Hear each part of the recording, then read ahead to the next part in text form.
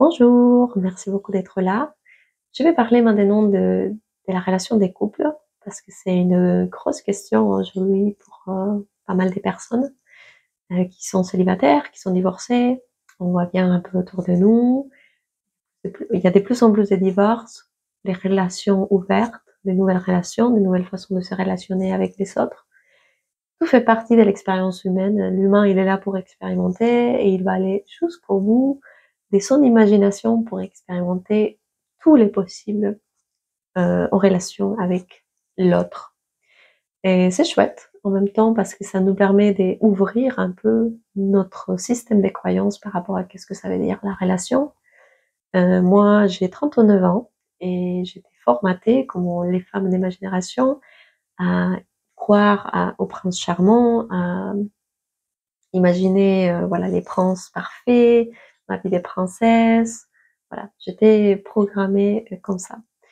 Au fur et à mesure, j'ai compris que non, en fait, pas du tout, que ma joie, que ma réalisation, que mon épanouissement et aussi mon plaisir personnel ne correspondaient qu'à moi. Mais c'était un choc quand même très important. Quelques années, j'ai eu des crises énormes par rapport à ma relation de couple. Et petit à petit, j'ai commencé à faire un travail individuel sur moi qui finalement a pu avoir un impact sur ma relation aussi. J'ai compris que mon mari, entre plusieurs choses, me montrait des parts de moi que je rejetais, que je projetais, que j'aimais pas, que je ne voulais pas me responsabiliser non plus, que j'attendais beaucoup de lui, comme j'attendais beaucoup de moi. Donc petit à petit, j'ai commencé à comprendre en fait que nos relations entre hommes et femmes, ou deux personnes, ou trois, mais une relation en tout cas, quelque chose que se partage quotidiennement, tous les jours, comme nos relations avec nos enfants, mais je vais faire une autre vidéo pour parler que de ça. Mais nos relations, voilà, d'adultes, nos relations entre deux personnes ou plus, elles vont forcément nous remettre en question, nous faire bouger de notre positionnement. Et c'est la catastrophe quand on est complètement inconscient de que l'autre, il va appuyer là où tu as donné les pouvoirs à l'autre d'appuyer, en fait. C'est comment dire, par exemple, quelque chose que j'ai travaillé énormément avec mon mari, c'était l'insécurité, de me sentir moins en insécurité par mon parcours de vie. J'étais pas rassurée du tout dans la vie, donc je me sentais pas rassurée du tout. Et à un moment ou l'autre, j'ai senti tout d'un coup la blessure de cette insécurité que j'avais de me sentir pas sécure, s'ouvrir quand il partait, quand il s'éloignait, quand il n'était pas à côté de moi. Et un jour, je sais pas comment ça s'est fait, mais j'ai vu en fait la boule que j'avais déposée sur lui revenir à moi, la responsabilité, et de me dire, bah, c'est à toi de travailler cette insécurité en fait, de créer ta propre sphère pour te sentir bien et à l'aise dans ta vie.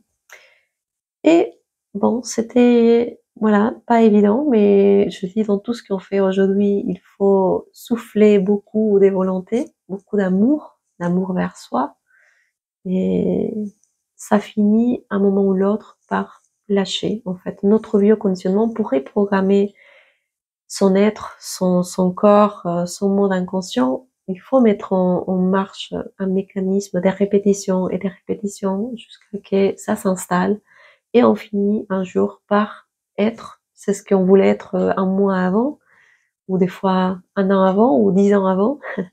Un jour, ça se manifeste parce qu'on a, comment dire, on a insufflé cette nouvelle décision et on l'a nourrie petit à petit et finalement ça finit par s'installer.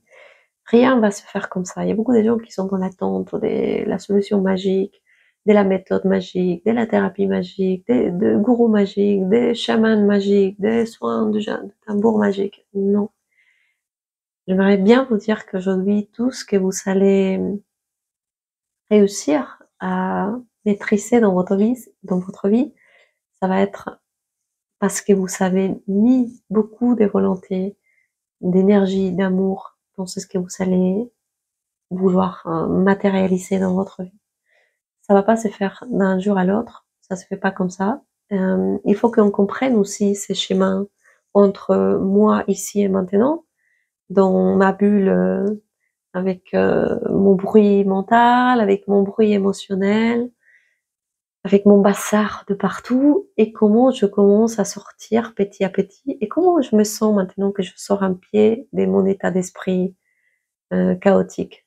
Ah, ça fait du bien, ok, bah, je reviens un peu à nouveau à mes anciens mécanismes, parce que le mental, il a malheureusement cette faille, c'est une faille, mais c'est un mécanisme, c'est pas une faille, c'est un mécanisme plutôt, de revenir à, au connu en fait, à ce qu'il connaît. Donc il va essayer de nous remettre à nouveau là où on était, parce que c'est ce qu'il connaît, même si c'est la douleur, même si c'est de la souffrance, même si ça nous fait du mal, bah ça sonne connu. Donc bon, au début, on va devoir les montrer quelquefois à notre organisme, surtout la biologie et l'âme. C'est les deux parts de nous qui prennent beaucoup plus de temps à accepter un changement. L'esprit, il le fait d'une seule. La prise de conscience est instantanée, dans l'instant présent. J'ai pris conscience de quelque chose. Mais l'émotion, l'âme, elle a besoin d'un peu de temps pour évacuer d'abord, mais pourquoi j'ai accepté ça si c'était aussi facile que ça? Donc, il doit y avoir une libération émotionnelle et amique. Et les corps biologiques, c'est encore plus lent que l'âme et l'esprit. Donc, pour se réadapter à ces nouveaux changements, des fois, on a besoin de semaines, de jours, semaines, de mois, pour réinformer notre corps de que maintenant, on fonctionne plus comme avant, on est à nouveau, voilà, une nouvelle personne. Donc ça, c'est très important. Donc, pour revenir au couple, c'est très important de comprendre aussi que les couples, il est là, on est, voilà, dans un échange, en fait. Je dis d'amour inconditionnel au-delà, parce que des fois, supporter une personne 24 heures, 7 jours par semaine, cohabiter tous les jours, voir l'autre et que l'autre te fait voir toutes tes blessures, toutes tes non-amours, tes conditionnements, tes croyances, tes peurs, tes colères, tes frustrations. Simplement par voir l'autre que tu vois tout ce que tu détestes, tout ce que tu n'aimes pas, ou aussi tout ce que tu aimes. C'est très particulier la relation des couples. Je vous invite à observer c'est ce que l'autre déclenche en vous, rien que par l'observation. Et des fois aussi, c'est très important de conscientiser que selon comment est notre vibration, selon comment est notre fréquence. Si je suis, par exemple, dans une position d'enfant, d'âme blessée, avec un ego blessé aussi, un ego toxique, une âme blessée, c'est ce que je vais renvoyer à l'autre, c'est que j'ai besoin d'un bourreau, j'ai besoin de quelqu'un qui confirme que je suis comme ça. Parce que c'est ma demande. Si je suis dans l'insécurité, bah, je vais chercher un homme protecteur qui va m'infantiliser encore plus, me faire sentir encore plus gamine, et qui va me faire croire que tout va bien s'il est là. Et je vais nourrir, sans le vouloir, une relation de dépendance avec l'autre. L'autre, aussi, par résonance, on va attirer quelqu'un qui cherche à qui protéger, de qui prendre soin, à qui paterner ou materner. Donc, je dis, on s'attire en fait, on se magnétise, on n'est jamais avec la personne par erreur.